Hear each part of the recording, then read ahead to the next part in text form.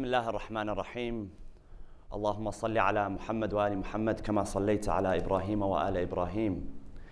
I was inspired to give this talk after I was listening to a young man narrate his struggles with the idea of authority in Islam.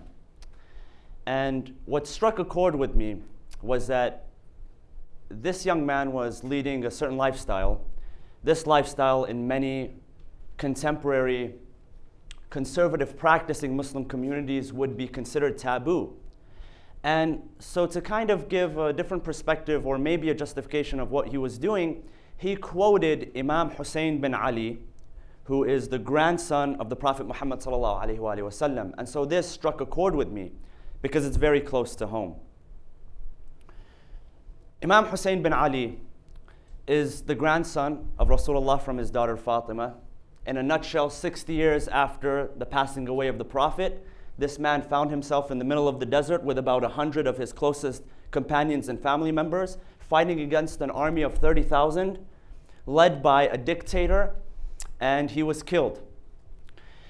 Where he was killed, there's a shrine built in his honor, and millions of people across the globe every single year walk to his grave in order to pay tribute to him. I hail from that city. In my city, we refer to him as Abu al-Ahrar, the father of the free men.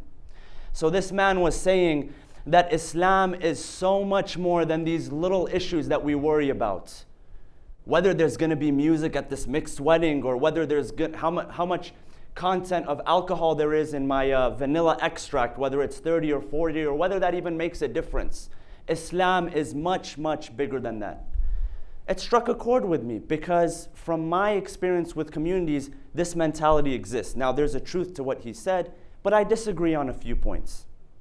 A few years ago, it was back in 2007, I was visiting a community out of state during the month of Ramadan.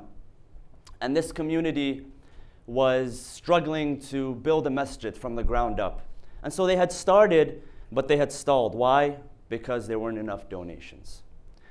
So they were frustrated, and what added to their frustration was the fact that there was a man, a Muslim, wealthy businessman in the same community who said, you know what, I'll take care of it. It costs $400,000, that's easy for me. I have one condition. I'm just gonna write down that this money was spent doing work on my business so it could be a tax write-off. So it was a moral dilemma. Most of the board members said, no, we're not gonna accept the donation under this condition. So one of the guys was so frustrated, he took me for a ride one day. He said, Sayyid, I swear I heard a sheikh say that even if the money is haram, even if you got to steal it to build a masjid. We all know the argument against this, right? That the ends don't justify the means. In fact, Islam tells us that the greater the ends are, the more vigilant and cautious you should be in securing the means.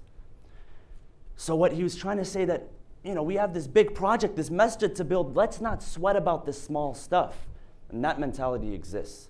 Now, on the other end of the spectrum, you have the exact opposite.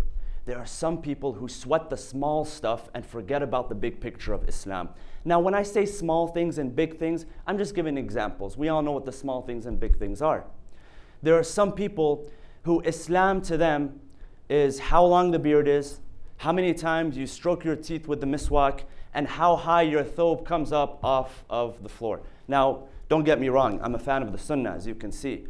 But that's not my Islam, and that's not going to define who I am as a Muslim. The Prophet Muhammad sallallahu alaihi wasallam said, "Al-Muslimu man salima an-nas min lisanihi wa yadihi." A Muslim is a one who people are safe from his hand and from his tongue, meaning from his actions and from his speech, not the one who has a 6-inch beard or a 7-inch beard. So you have two extreme opposites. You have people who are thinking about the big issues and they say, just don't sweat the small issues, man, whatever, forget about it. We have bigger issues at hand. And some people who think about the tiny little things and completely forget about what Islam actually stands for. Justice, fighting against racism, oppression, human rights, the treatment of women. So we have these two opposite extremes.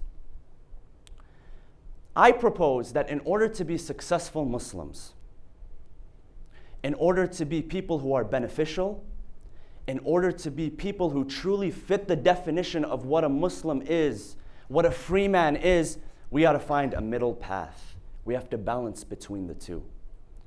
The reason I say that is because going back to Hussein alayhi salam, when the people who fought against him turned to his cousin Abdullah ibn Abbas, who was a scholar and whom the Prophet had blessed, they asked him one day, what is the expiation for a person who during the state of ihram kills a tiny little bug? You know, when you perform the Hajj or the Umrah and you're in the state of ihram, there are certain things which are prohibited. One of them is killing a bug if it doesn't harm you.